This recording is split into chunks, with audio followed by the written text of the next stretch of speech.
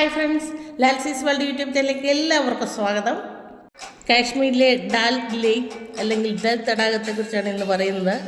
Jual in the crown of Kashmir എന്നറിയപ്പെടുന്നതാണ് ദൽ തടാകം.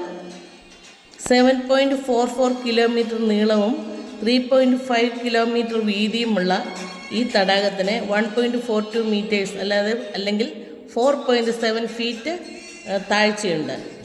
കാശ്മീരിലെ രണ്ടാമത്തെ വലിയ തടാകവും എന്നാൽ ഏറ്റവും പ്രാധാന്യമർഹിക്കുന്നതുമാണ് ഈ ദൽ തടാകം. ഇതിനകത്ത് തന്നെ രണ്ട് ഐലൻഡ് കൂടുണ്ട്, സോണായും രൂപായും. കാശ്മീരിൽ പോകുന്നവരെല്ലാവരും തന്നെ ഈ തടാകത്തിൽ യാത്ര പോകാറുണ്ട്. ഇത് വിനോദമാണ് ഇവിടെ ഏറ്റവും പ്രധാന വരുമാന മാർഗമായി കണ്ടിരിക്കുന്നത്. അതുപോലെ തന്നെ ഫിഷിങ്ങും വാട്ടർ പാൻ ഹാർവെസ്റ്റിങ്ങുമുണ്ട്. അതായത് വെള്ളത്തിൽ തന്നെ കൃഷി ചെയ്ത് അവർ ആദായം എടുക്കുന്നുണ്ട്.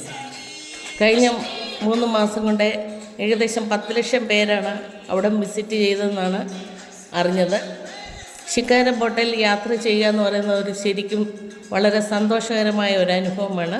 അവർ നമ്മളോട് ആദ്യം 1000 രൂപയാണ് ചോദിച്ചത്. പലരും ആൾക്കാർ നമ്മുടെ ചുറ്റും കൂടുന്നുണ്ട്. അത് കഴിഞ്ഞ് ബാർഗെയിൻ ചെയ്താണ് 600 രൂപയ്ക്ക് ഒരാളെ കൊണ്ടുപോകാം എന്നുള്ള കരാറിലായ. അപ്പോൾ ഓരോ ഫാമിലിയായിട്ട് ഞങ്ങൾ ഓരോ ബോട്ടിൽ കയറി അണിഞ്ഞൊരുങ്ങിയാണ് ബോട്ട് ഇരിക്കുന്നത്. വെള്ളത്തോട് തൊട്ടു എന്ന മട്ടിലാണ് ഈ ബോട്ട് പോയിക്കൊണ്ടിരിക്കുന്നത്.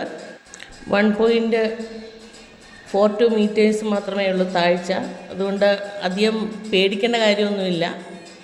പിന്നെ 7 സ്ഥലങ്ങൾ കാണിക്കാം എന്ന് പറഞ്ഞാണ് നമ്മളെ അവർ കൊണ്ടുപോകുന്നത്.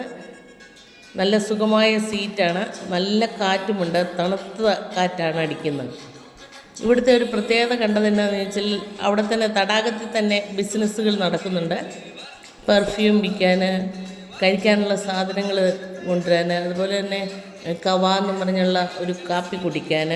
അതിനകത്ത് കാപ്പിയല്ല, ശരിക്കും അതിനകത്ത് എന്തൊക്കെയോ സാധനങ്ങൾ, സുഗന്ധവ്യഞ്ജനങ്ങളിട്ട് നല്ല രുചിയാണ്. 50 രൂപ തുടങ്ങി ഈ 500 രൂപ വരെയുടെ ഉള്ള കാപ്പികളുണ്ട്. പ്രത്യേക മണവും രുചിയുമാണ്. ജീവിതത്തിൽ ഒരിക്കലെങ്കിലും അതൊന്ന് കുടിച്ച് നോക്കിയാലേ അത് എന്താണെന്ന് നമുക്ക് മനസ്സിലാവുകയുള്ളൂ. ശരിക്കും എൻജോയ് ചെയ്യാൻ പറ്റുന്ന ഒരു സ്ഥലമാണ് കാശ്മീർ. പല സ്ഥലങ്ങളിലായി ധാരാളം ഷിക്കാര ബോട്ടുകളുണ്ട്.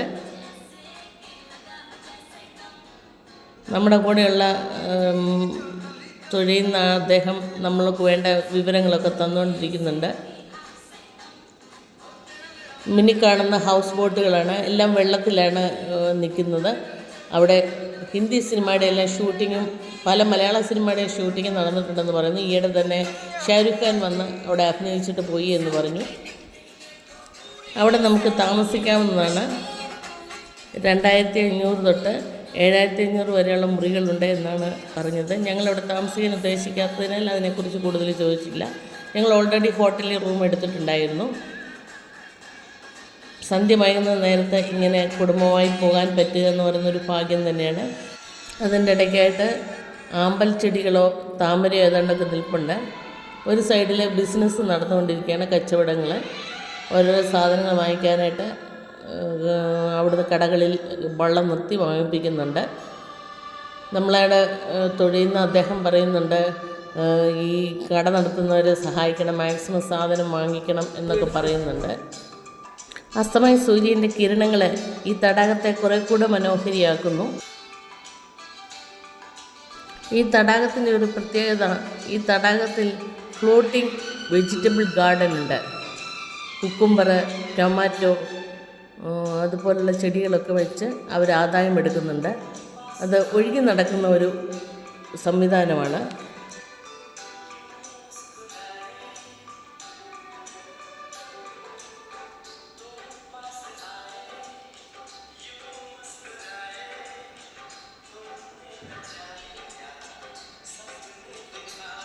നാല് വശത്തും മനോഹരമായി മലകൾ പൊങ്ങി നിൽക്കുന്ന കാണാം.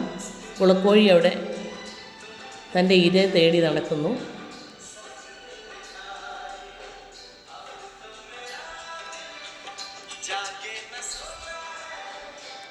വിക്ടോറിയൻ കാലഘട്ടത്തിലെ രീതിയിലാണ് ഇവിടെ കെട്ടിടങ്ങൾ പണിതിരിക്കുന്നത്. ഇതൊക്കെയാണ് ഫ്ലോട്ടിംഗ് ഗാർഡന്.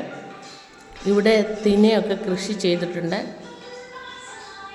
നെല്ലും കൃഷി ചെയ്യാറുണ്ടെന്ന് പറഞ്ഞു.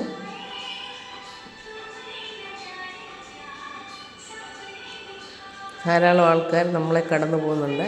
ഇവിടോട്ട് ഇറങ്ങി കാശ്മീരി ആർട്ട് കാണാം. മനോഹരമായ സാധനങ്ങളൊക്കെ അവിടെ നിർമ്മിച്ച് വെച്ചിട്ടുണ്ട്.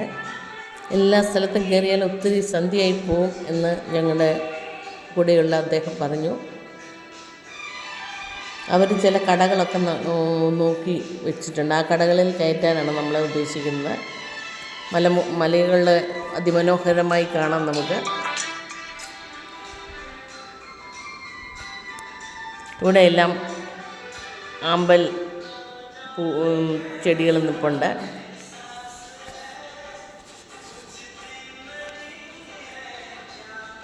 ഇതിൻ്റെയൊക്കെ ഭംഗി നേരിട്ട് കണ്ടാലേ അത് മനസ്സിലാകത്തുള്ളൂ.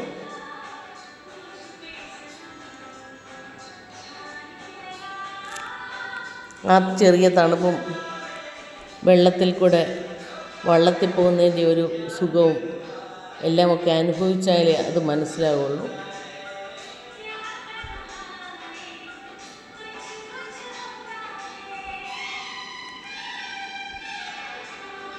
പലരും ഇവിടെയൊക്കെ പോയിട്ടുണ്ടായിരിക്കാം. പക്ഷെങ്കിൽ പോകാത്തവർക്ക് വേണ്ടിയാണ് ഞാൻ ഇത്രയും വിശദമായി ഇത് പറയുന്നത്. ഇവിടെ പല പല കച്ചവടങ്ങൾ നടക്കുന്നുണ്ട്.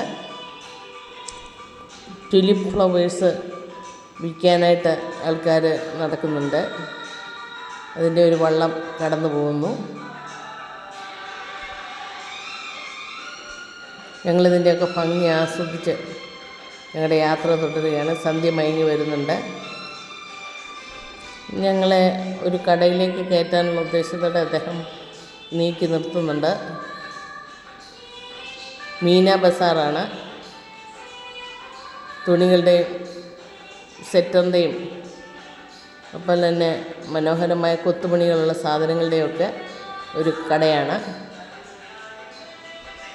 കുറേയൊക്കെ സാധനങ്ങൾ ഞങ്ങൾ വാങ്ങി. ഇവിടെ ദേവദാരുവിലും വാൽനട്ടിലും ഒക്കെ ഉണ്ടാക്കിയ മനോഹരമായ സൃഷ്ടികളാണ്.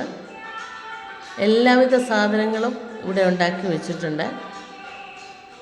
ഞങ്ങൾ ട്രേയും അതുപോലെ തന്നെ ടേബിളിൽ വെക്കുന്ന സാധനങ്ങളും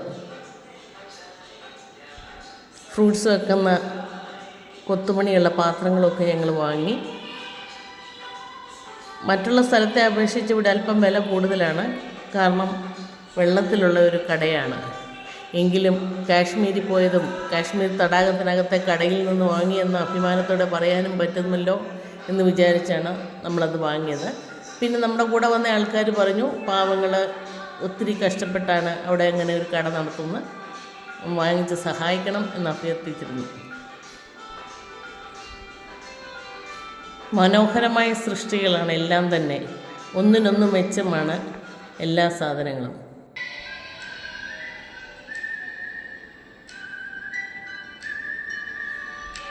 വീണ്ടും ഞങ്ങൾ യാത്ര തുടർന്നു.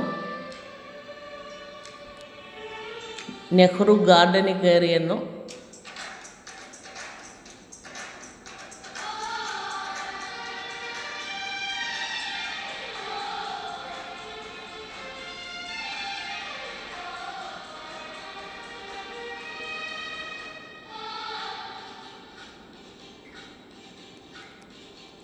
മഴ പെയ്യാൻ തുടങ്ങിയിട്ടുണ്ട്. അന്തരീക്ഷമൊക്കെ മേഘാവൃതമായി. സന്ധ്യ മയങ്ങുന്നതിൻ്റേതായ ഇരുട്ടും കൂടിയിട്ടുണ്ട്. തണുപ്പും അതിലേറെ കൂടിയിട്ടുണ്ട്. നല്ല കാറ്റടിച്ച് തുടങ്ങിയിട്ടുണ്ട്.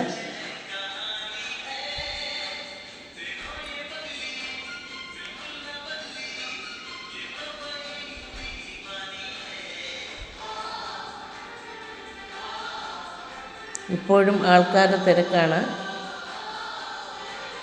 മലയാളികൾ ഒത്തിരി പേര് ഞങ്ങളവിടെ വെച്ച് കണ്ടു.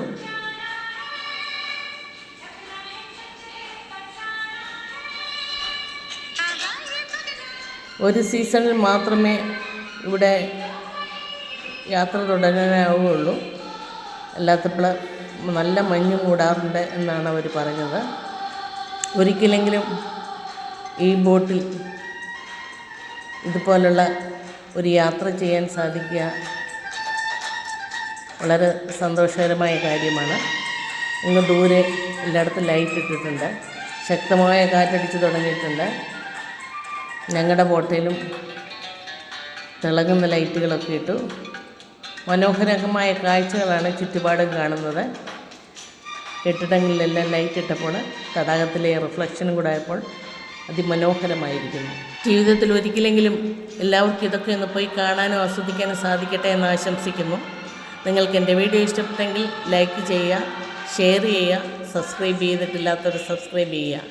ഞങ്ങളുടെ ബോട്ടിൻ്റെ യാത്ര തുടരുന്നു. മനോഹരമായ ചുറ്റുപാടുകളും മനോഹരമായ കാഴ്ചകളും കണ്ടുകളും ഞങ്ങൾ മടങ്ങട്ടെ. വീണ്ടും ഒരു വീഡിയോയുമായി വരാമെന്ന പ്രതീക്ഷയോടെ നിർത്തട്ടെ. Thank you.